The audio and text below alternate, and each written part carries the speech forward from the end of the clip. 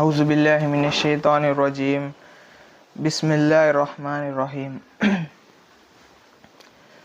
అనంత కరుణామయుడు, అపార కరుణ పరధత అయిన అల్లాహ్ పేరుతో ప్రారంభిస్తున్నాను. ప్రవక్తలందరిపై శుభాలు మరియు కరుణామలు కురిపించుగాక. ముఖ్యంగా మన చిట్టి చివరి ప్రవక్త ముహమ్మద్ సల్లల్లాహు అలైహి వసల్లంపై.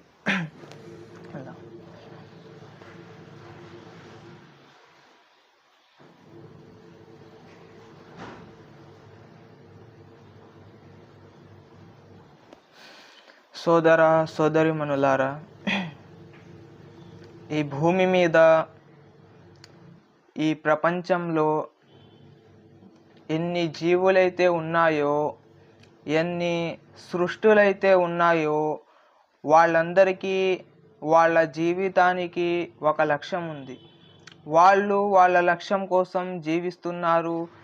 ఏ లక్ష్యం కోసమైతే సృష్టికర్త వాళ్ళని సృష్టించాడో ఆ లక్ష్యం కోసం, ఆ లక్ష్యం వైపుకు ముందుకు వెళ్తున్నారు.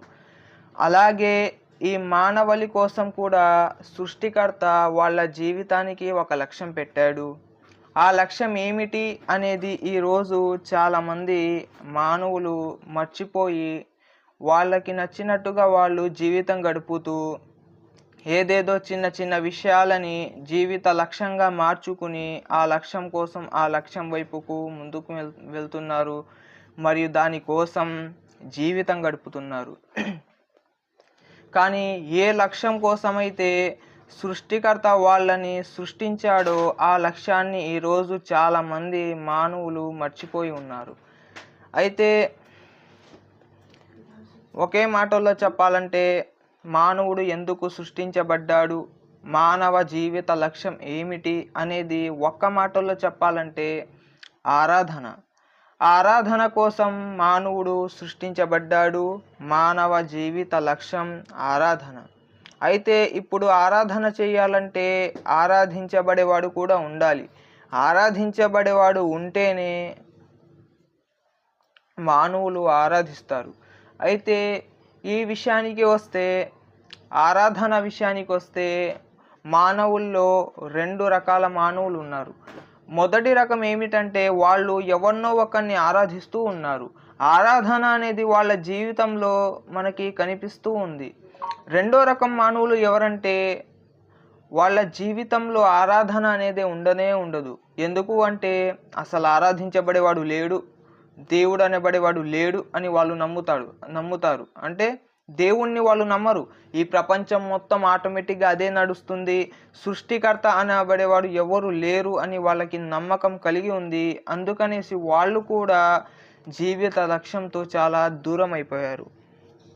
అయితే ఇప్పుడు ఎవరైతే ఆరాధనకి అర్హుడు ఉన్నాడు, దేవుడు అనబడేవాడు ఉన్నాడు అని నమ్మి ఆరాధిస్తున్నారో, ఒకవేళ గనక వాళ్ళలో చూస్తే వేరే వాళ్ళు వేరే దేవుళ్ళని చేసుకుని ఆరాధిస్తున్నారు.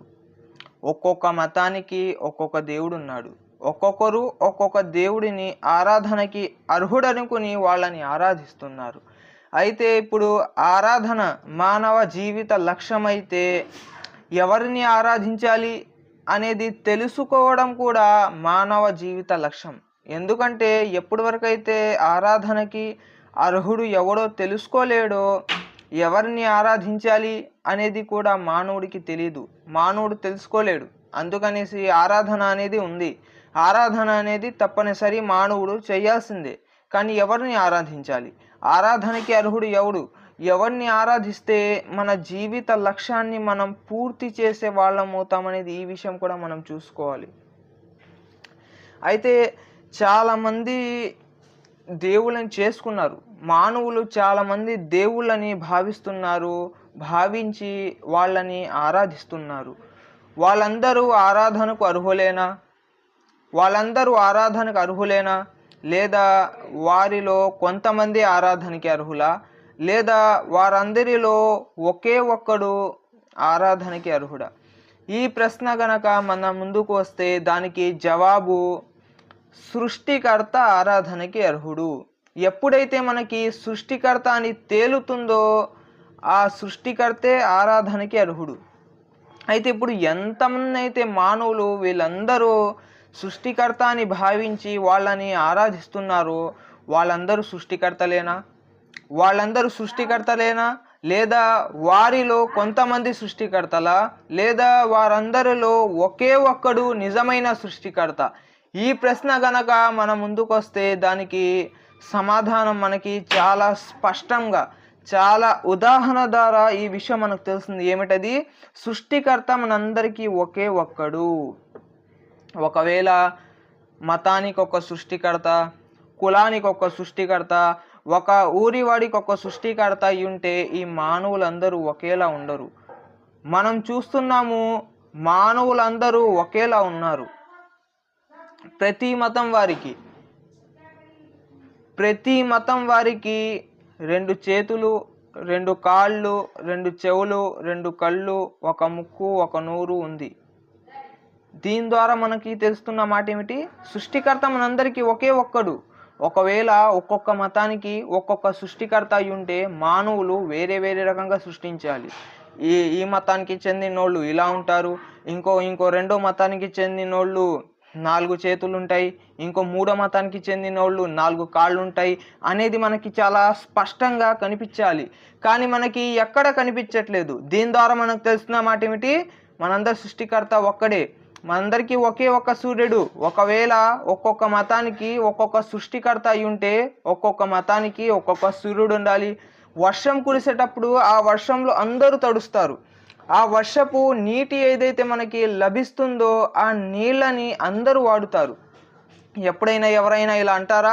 ఇది మా దేవుడు కురిపించిన వర్షం, ఇది హిందువుల దేవుడు కురిపించిన వర్షం, ఇది క్రైస్తవుల దేవుడు కురిపించిన వర్షం, లేదా ఇది ముస్లింల దేవుడు కురిపించిన వర్షం అని ఎవరైనా అంటారా? లేదు. వర్షం వస్తే అందరూ సమానంగా ఆ నీళ్ళని వాడుకుంటారు. దీని ద్వారా మనకు తెలుస్తున్నమాట ఏమిటి?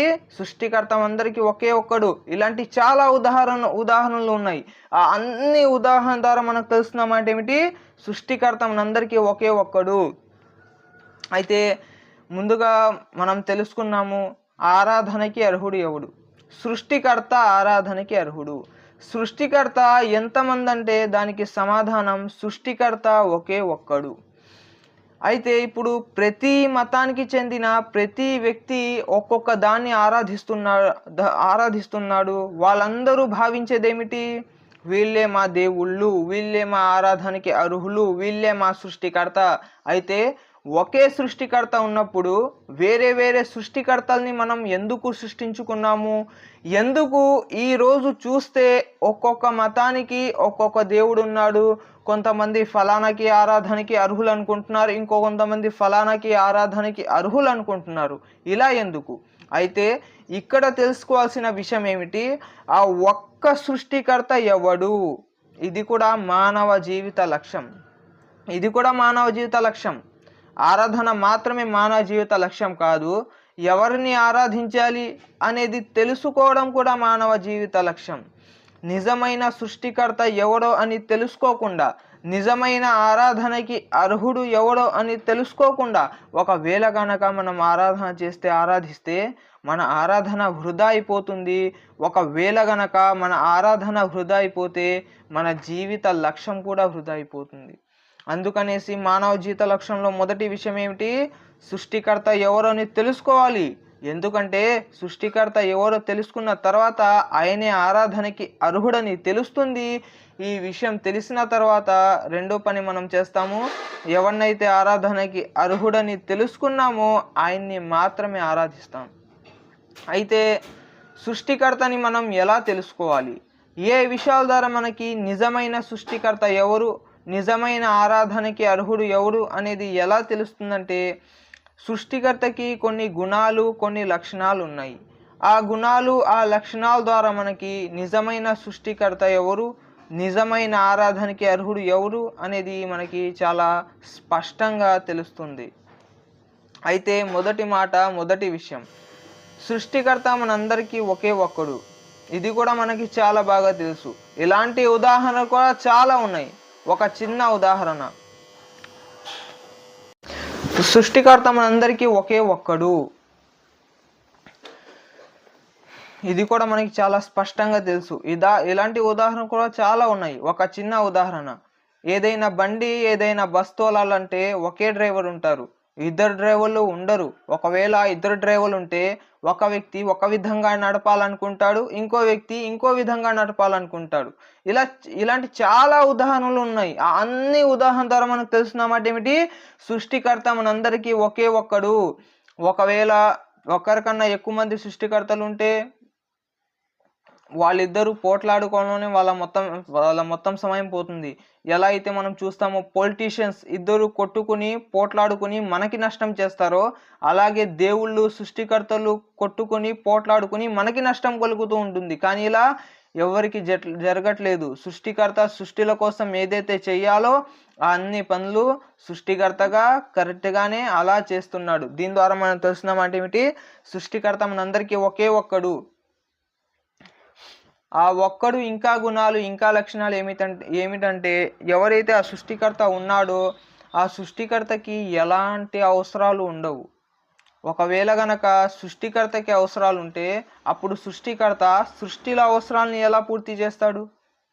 అందుకనేసి మనం ఎవరినైతే దేవుడు అని భావిస్తున్నామో, ఎవరినైతే మనం ఈరోజు ఆరాధనకి అర్హుడు సృష్టికర్త అని భావించి వాళ్ళని ఆరాధిస్తున్నామో మనం ముందుగా చూసుకోవాలి ఆయనకి ఎలాంటైనా అవసరాలు ఉన్నాయా. ఒకవేళ గనక ఎవరినైతే మనం దేవుడని భావిస్తున్నామో, సృష్టికర్త అని భావిస్తున్నామో ఆయనకి ఎలాంటైనా అవసరాలు ఉంటే ఆయన నిజమైన సృష్టికర్త కాడు, ఆయన ఆరాధనకి అర్హుడు కాడు, ఆయన నిజమైన దేవుడు కాడు. ఎందుకు? దేవుడికి ఎలాంటి అవసరాలు ఉండవు. దేవుడు ఎవడు? మానవుల అవసరాలను పూర్తి చేసేవాడు. దేవుడికి అవసరాలు ఉంటే దేవుడు ముందు ఆయన అవసరాలని పూర్తి చేసుకుని ఆ తర్వాత మానవుల అవసరాల వైపుకు వస్తాడు. అందుకనేసి మనం చూసుకోవాలి. ఇప్పుడు చాలామంది ముస్లింలు దర్గాకి వెళ్తుంటారు, అక్కడ వెళ్ళి ఆరాధన ప్రార్థన చేస్తూ ఉంటారు. దర్గాలో ఎవరుంటారు? సమాధులు ఉంటాయి. సమాధిలో ఎవరుంటారు? మానవులు ఉంటారు. వాళ్ళెంత గొప్ప మానవులు అయి ఉండవచ్చు, వాళ్ళెంత గొప్ప మనుషులు అయి ఉండవచ్చు, వాళ్ళకు కూడా అవసరాలు ఉన్నాయి. వాళ్ళు కూడా అవసరాలు ఉండి జీవితం గడిపి మరణించిన వాళ్ళు ఎలా దేవుళ్ళు అవుతారు? ఇలా ఏ మతం వారైనా సరే తప్పు అనేది తప్పు అవుతుంది. తప్పు అది ఎవరు చేసిన తప్పు, ఏ మతానికి చెందిన వారైనా సరే. అందుకనేసి ముందుగా మనం చూసుకోవాలి, ఎవరినైతే మనం దేవుడని భావిస్తున్నామో ఆయనకి ఎలాంటైన అవసరాలు ఉన్నాయా? ఉంటే మాత్రం ఆయన నిజమైన దేవుడు కాడు, ఆయన నిజమైన ఆరాధనకి అర్హుడు కాడు. అలాగే నిజమైన సృష్టికర్తకి తల్లిదండ్రులు ఉండరు. ఎందుకు? సృష్టికర్త ఎవరండి? అందరినీ సృష్టించినవాడు. ఒకవేళ ఆయనే పుడితే ఆయన ఎవరిని సృష్టించారు? అందుకనేసి నిజమైన సృష్టికర్త ఎవరు? వాళ్ళకి ఆయనకి తల్లిదండ్రులు ఉండరు. ఇంకో విషయం, సృష్టికర్త అందరికన్నా గొప్పవాడు సృష్టికర్త. ఒకవేళ గనక సృష్టికర్తకే తల్లిదండ్రులు ఉంటే అప్పుడు సృష్టికర్త కన్నా గొప్పలు వాళ్ళ తల్లిదండ్రులు. మనకన్నా గొప్పలు ఎవరండి? మన తల్లిదండ్రులు. ఒకవేళ గనక సృష్టికర్తకే తల్లిదండ్రులు ఉంటే అప్పుడు సృష్టికర్త కన్నా గొప్పోళ్ళు ఎవరైపోయారు? వాళ్ళ తల్లిదండ్రులు అయిపోయారు. సృష్టికర్త కన్నా గొప్పోళ్ళు ఎవరు ఉండరు. కావున సృష్టికర్తకి తల్లిదండ్రులు ఉండరు. సృష్టికర్త అందరినీ సృష్టిస్తాడే గాని సృష్టించబడడు. ఇంకో విషయం, ఎలా అయితే సృష్టికర్తకి తల్లిదండ్రులు ఉండరో అలాగే సృష్టికర్తకి సంతానం కూడా ఉండదు. ఎందుకు? సంతానం అనేది ఒక బలహీనత. మనం మన సంతానం కోసం చాలా రూల్స్ని బ్రేక్ చేస్తూ ఉంటాం. మనం మన సంతానం కోసం చెడు పనులు కూడా చేస్తాం. ఎవరి కోసం? మన సంతానం కోసం. సంతానం అనేది ఒక బలం కూడా, మరోవైపు ఇది ఒక బలహీనత కూడా. సృష్టికర్తకి అన్ని బలాలు మాత్రమే ఉంటాయి కానీ సృష్టికర్తకి ఎక్కడ ఎలాంటి బలహీనత ఉండదు. బలహీనత ఉన్నవాడు సృష్టికర్త కాలేడు. అలాగే సృష్టికర్తకి సరి సమానం ఎవ్వరు లేరు. సృష్టికర్తకి పోటీ అవ్వలేరు. ఎలా అయితే మనం ఇప్పుడు చూస్తామో, ఒక వ్యక్తి ఓట్ల ద్వారా ఎలక్షన్ తర్వాత సీఎం అవుతాడు, ఎమ్మెల్యే అవుతాడు, ఎంపీ అవుతాడు.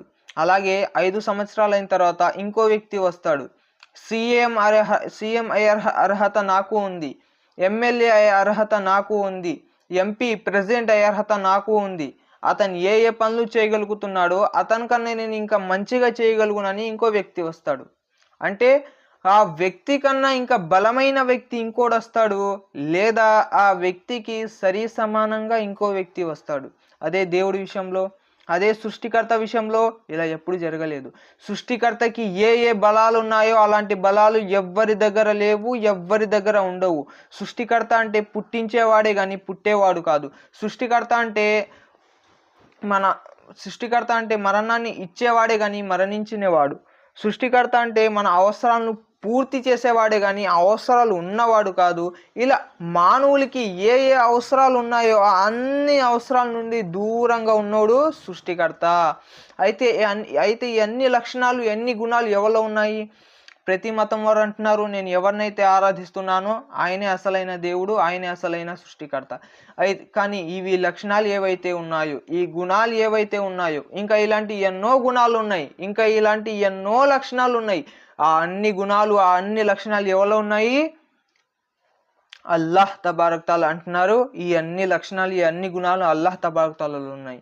ఎవరినైతే ఈరోజు మానవులు దేవుడు అని భావిస్తున్నారో వాళ్ళలో ఎవ్వరు కూడా నాలో ఈ లక్షణాలు ఉన్నాయని చెప్పలేదు.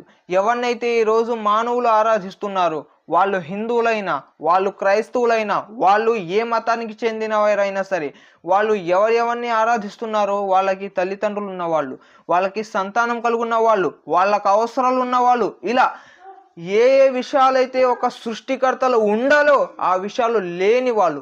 సృష్టి లక్షణాలు మనిషి యొక్క గుణాలు, సృష్టి గుణాలు వాళ్ళలో ఉన్నాయి కానీ సృష్టికర్త గుణాలు వాళ్ళలో లేవు, ఒక అల్లాహ్ తబారక్ తాలా తప్ప. అల్లాహ్ తబారక్ తాలా అంటున్నారు, నేనే ఆ సృష్టికర్తని, నేను ఒక్కడినే. ఈ అన్ని గుణాలు అల్లాహ్ తబారక్ తాలా ఉన్నాయని మనకి తెలియజేశారు. ఏమంటున్నారు అల్లాహ్ తబారక్ తాలా? కుల్ హు అల్లాహు అహద్. ఓ ప్రవక్త ముహమ్మద్ సల్లల్లాహు అలైహి వసల్లం, మీరు ఇలా తెలియజేయండి, ఆ అల్లాహ్ ఒక్కడే. సృష్టికర్త ఎంతమంది ఉంది? ఒక్కడే సృష్టికర్త. ఆ తర్వాత అల్లాహ్ తబారక్ తాలా అంటున్నారు, అల్లాహు సమద్. అల్లాహ్ తబారక్ తాలాకి ఎలాంటి అవసరాలు లేవు. ఎవరైనా ఈ మాట చెప్పారా? ఎవరైనా ఈ మాట చెప్పారా? నేనే ఆ సృష్టికర్తని, నేను ఒక్కడిని, నాకు ఎలాంటి అవసరాలు లేవు. ఏ దేవుడు కూడా, అంటే ఎవరైతే మానవులు దేవుళ్ళు అనుకుంటున్నారో వాళ్ళలో ఎవ్వరు కూడా ఈ విషయం చెప్పలేదు. ఒక అల్లాహ్ తబారక్ తాలాయే ఈ మాట అంటున్నారు, నేనే ఆ సృష్టికర్తని, నేను ఒక్కడినే, నాకు ఎలాంటి అవసరాలు లేవు. లం యలిద్ వలం యూలద్. అల్లాహ్ తబారక్ తాలాకి తల్లిదండ్రులు లేరు, అలాగే అల్లాహ్ తబారక్ తాలాకి సంతానం లేదు. వలం యకుల్లహు కుఫువన్ అహద్. అల్లాహ్ తబారక్ తాలాకి సరి సమానం ఎవ్వరు లేరు. ఇలా సృష్టికర్త లక్షణాలు ఏవైతే ఉన్నాయో ఆ అన్ని లక్షణాలు అల్లాహ్ తబారక్ తాలాలో ఉన్నాయని ఖురాన్ గ్రంథంలో మనకి చాలా స్పష్టంగా తెలియజేశారు. అయితే సృష్టికర్త ఒక్కడేని చాలా మంది నమ్ముతారు. కానీ ఆరాధన విషయానికి వస్తే ఆయన మనకి ఈ మంచి చేశారు, అందుకే మేము ఆయన్ని ఆరాధిస్తున్నాము. ఆయన చాలా మంచి వ్యక్తి, అందుకే మేము ఆయన్ని ఆరాధిస్తున్నాము. అంటే వాళ్ళు సృష్టికర్త ఒక్కడేని నమ్ముతున్నారు, కానీ ఆరాధన విషయానికి వస్తే ఒక్కొక్కరు ఒక్కొక్క దారి మీద వెళ్ళిపోతున్నారు. ఆయన చాలా పెద్ద వలి, అందుకే మేము ఆయన్ని ఆరాధిస్తున్నాము. ఆయన ఏం చేస్తారు? మన సిఫారసు అల్లాహ్ తబారక్ దగ్గర చేస్తారు. ఫలానా ఒక అవతారం, ఒక రూపం, అందుకే మేము ఆయన్ని ఆరాధిస్తున్నాము, ఆయన్ని ప్రార్థిస్తున్నాము. ఈ అన్ని మాటలు మానవులు చెప్పేసి ఏం చేస్తున్నారు? సృష్టికర్త ఒక్కడిని నమ్మిన తర్వాత కూడా మరి ఎవరినో ఆరాధిస్తున్నారు, మరి ఎవరినో ఆరాధనకి అర్హులు అనుకుంటున్నారు. లేదు సోదరులారా, ఎవరినైతే మనం దేవుడని భావిస్తున్నామో, ఆరాధనకి అర్హుడని భావిస్తున్నామో ఆయనే ఆరాధనకి అర్హుడు. ఆయన్ని మాత్రమే మనం ఆరాధించాలి. ఉదాహరణకు మనం మన తండ్రి కాకుండా ఇంకో వ్యక్తిని మన తండ్రి స్థానంలో ఊహించగలుగుతామా? ఒక స్త్రీ తన భర్త కాకుండా ఇంకో వ్యక్తిని తన భర్త స్థానంలో ఊహించగలుగుతుందా? లేదు. భర్త భర్తే అవుతాడు, తండ్రి తండ్రే అవుతాడు. అలాగే సృష్టికర్తనే అవుతాడు. సృష్టికర్త స్థానం ఇంకా ఎవ్వరు తీసుకోలేరు. కానీ ఈరోజు మనం ఏం చేస్తున్నాము? చిన్న చిన్న విషయాలని చూసి వాళ్ళకి సృష్టికర్త స్థానం ఇచ్చేస్తున్నాము. వాళ్ళ ఆరాధన మొదలు పెట్టేస్తున్నాము. వీళ్ళే ఆరాధనకి అర్హులు అనుకుంటున్నాము. ఇలా చాలామంది మానవులు ఇలాంటి పనులు పడేసి, అంటే సృష్టికర్త ఒక్కడని తెలిసిన తర్వాత కూడా ఆయన చాలా మంచి వ్యక్తి, చాలా మంచి మనిషి, ఆయన ద్వారా మనకి ఎన్నో ఫలితాలు దొక్కాయి అని ఈ అన్ని విషయాలు మానవులు చెప్పేసి అన్ని కారణాలుగా ఏం చేస్తున్నారు, సృష్టికర్త ఒక్కడని తెలిసినప్పటికీ కూడా మరి ఎవరినో ఆరాధిస్తున్నారు. లేదు సోదరులా, మానవ జీవిత లక్ష్యంలో మొదటి విషయం ఏమిటి, సృష్టికర్త ఎవరు అని తెలుసుకోవాలి. ముందుగా మనం సృష్టికర్త ఎవరు, ఆరాధనకి అర్హుడు ఎవరు అనేది తెలుసుకోవాలి. ఇది మన జీవితానికి ముఖ్యమైన లక్ష్యం. ఇది తెలుసుకున్న తర్వాత ఆ సృష్టికర్తని మాత్రమే మనం ఆరాధించాలి. ఎందుకంటే స్వయంగా సృష్టికర్త మనకి ఈ సందేశాన్ని ఇచ్చారు. ఏమంటున్నారు అల్లాహ్ తబారక్ తఆలా, ఇన్నల్లాహ లా యగ్ఫిరు అన్ యుష్రిక బిహి వ యగ్ఫిరు మా దూన జాలిక లిమన్ యషా. మీరు ఏ పాపాలు చేసి నా వద్దకు వచ్చినా నేను మీ అన్ని పాపాలని క్షమించగలుగుతాను, కానీ మీరు గనక అల్లాహ్కి సాటి కలిపితే, మీరు గనక అల్లాహ్కి పార్ట్నర్గా చేసుకుంటే ఈ పాపాన్ని మాత్రం నేను క్షమించను అని అల్లాహ్ తబారక్ తఆలా అంటున్నారు. ఇంకో చోట అల్లాహ్ తబారక్ తఆలా అంటున్నారు, ఇన్నని అనల్లాహు లా ఇలాహ ఇల్లా అన ఫఅబుదుని.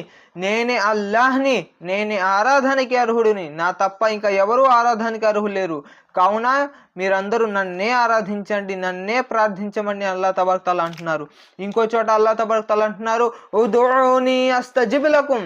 మీరు ఆరాధన చేయాలంటే నన్ను ఆరాధించండి, నేను మీ ఆరాధనని స్వీకరిస్తాను. స్వయంగా సృష్టికర్త చెప్తున్నాడు. మీరు సృష్టికర్త ఎవరో అని తెలుసుకున్న తర్వాత ఆ సృష్టికర్తనే ఆరాధించండి, ఆ సృష్టికర్తనే ప్రార్థించమని ఇంత స్పష్టంగా చెప్పినప్పటికీ కూడా మనం సృష్టికర్తను తెలుసుకుని సృష్టికర్తను వదిలేసి మరి ఎవరినో ఆరాధిస్తే ఇది ఎంత పెద్ద పాపం అవుతుంది సోదరులారా. మనం సృష్టికర్త ఒక్కడిని నమ్మిత తెలుసుకుని మరి ఎవరినో ఆరాధిస్తే ఇది ఎంత పెద్ద పాపం అవుతుంది.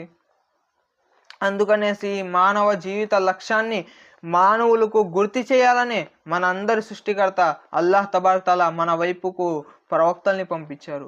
ప్రవక్తలు వచ్చిన తర్వాత వాళ్ళ జాతి ప్రజలకు ఒకే సందేశం ఇచ్చారు, అని అబుదుల్లాహ్ వజ్తనిబుత్ తాగూత్. మీరు అల్లాహ్ని మాత్రమే ఆరాధించండి, మరి తాగూత్ ఏదైతే ఉందో, షిర్క్ ఏదైతే ఉందో, అల్లాహ్ని తప్ప ఎవరెవరైతే ఆరాధించబడుతున్నారో వాళ్ళతో దూరంగా ఉండమని ఇదే సందేశం ప్రవక్తలు వాళ్ళ జాతి ప్రజలకు ఇచ్చారు.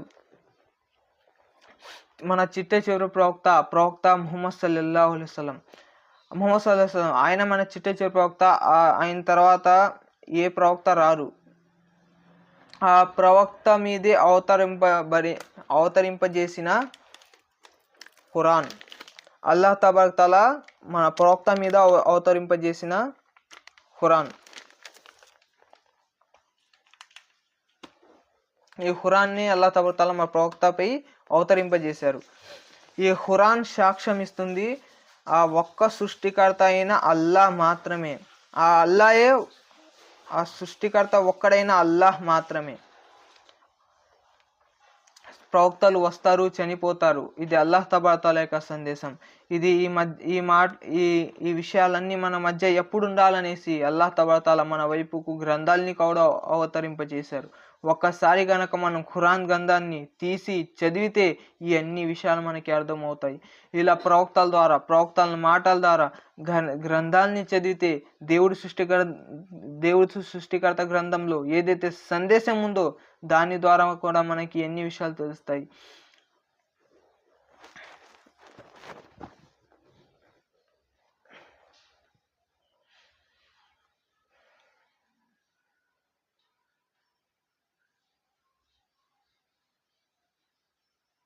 అయితే మానవ జీవిత లక్ష్యం ఏమిటి అంటే దానికి మొదటి సమాధానం సృష్టికర్తను గుర్తించాలి. నిజమైన సృష్టికర్త ఎవరో అని గుర్తించిన తర్వాత ఆ సృష్టికర్తని మాత్రమే మనం ఆరాధించాలి. ఇదే మాట అల్లాహ్ తబారక తఆలా సూరా జారియాత్లో ఇలా అంటున్నారు, వమా ఖలక్తుల్ జిన్న వల్ ఇన్స ఇల్లా లియఅబుదూన్, నేను జిన్నాతులను మరియు మానవులను కేవలం నా ఆరాధన కోసమే సృష్టించాను. ఆరాధన కోసం సృష్టించాను అని అల్లాహ్ ఎప్పుడు అనలేదు. నా ఆరాధన కోసం సృష్టించానని అల్లాహ్ తబారక తఆలా అంటున్నారు. నా ఆరాధన అంటే అల్లాహ్ తబారక తఆలా యొక్క ఆరాధన. అల్లాహ్ ఆరాధన చేయాలంటే ముందు అల్లాహ్ ఎవరో తెలుసుకోవాలి, ముందు నిజమైన సృష్టికర్త ఎవరో తెలుసుకోవాలి. దీనికోసమే అల్లాహ్ తబారక తఆలా మనకి ఈ జీవితాన్ని ప్రసాదించాడు, దీనికోసమే మనకి ఉనికిలోకి తీసుకొచ్చాడు. కానీ మనం ఇది వదిలేసి ఏదేదో చిన్న విషయాల కోసం మన జీవితాన్ని మనం వృధా చేసుకుంటున్నాము, మన ఆరాధనని మనం వృధా చేసుకుంటున్నాము, మరి ఇహపర లోకాల్లో నష్టానికి గురవుతున్నాము. అయితే చివరిగా ఒక మాట చెప్పేసి నేను ముగిస్తాను. మన ముస్లింలు ఏ హిందూ భాయ్ అయినా సరే, ఏ క్రైస్తవ భాయ్ అయినా సరే, ఎవరైనా సరే ఆపదలు ఉంటే మన ముస్లిం భాయ్లు చూడలేరు. వాళ్ళు ఆపదలో ఉన్నారని తెలిస్తే మన ముస్లిం భాయ్లు చూడలేరు. ఎలా అయినా వాళ్ళకి సహాయం అందించాలని వాళ్ళు ఎంతవరకు చేయగలుగుతారో అంత సహాయం వాళ్ళు చేస్తారు.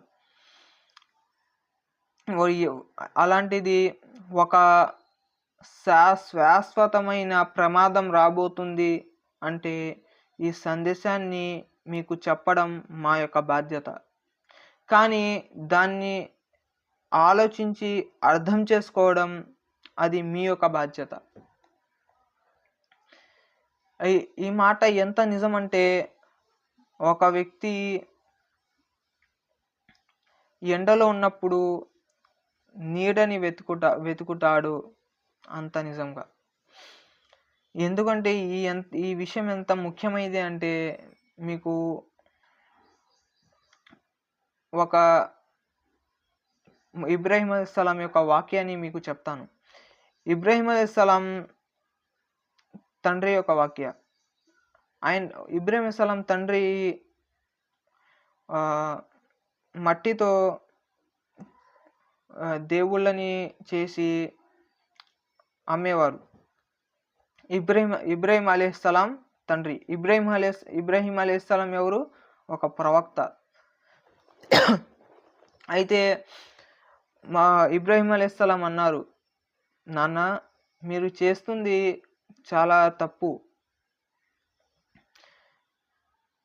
మీరు చేస్తుంది షిర్కు, దేవుడు ఒక్కడే అని ఈ సందేశాన్ని ఆయన నాన్నకి చెప్పారు.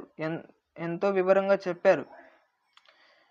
ఇది చాలా పెద్ద స్టోరీ, మీకు ఒక షార్ట్ కట్గా చెప్తున్నా.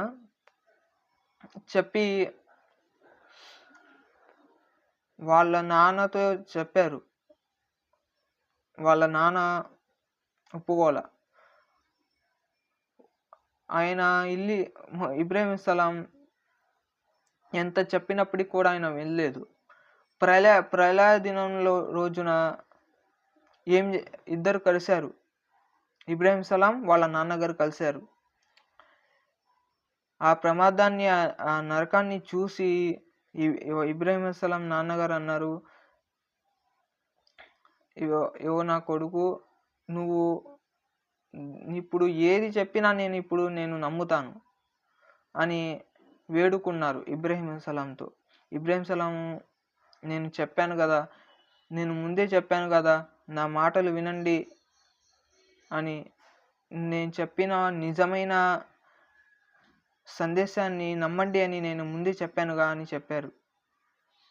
అయితే ఇప్పుడు అల్లాహ్ తబారక తఆలాతో దువా చేశారు. అల్లాహ్ తబారక తఆలా, నువ్వు నాకు పూర్తి సంతోషాన్ని ఇస్తానన్నావు, కానీ ఈరోజు నేను స్వర్గానికి వెళ్తున్నాను, మా తండ్రి నరకానికి వెళ్తున్నారు.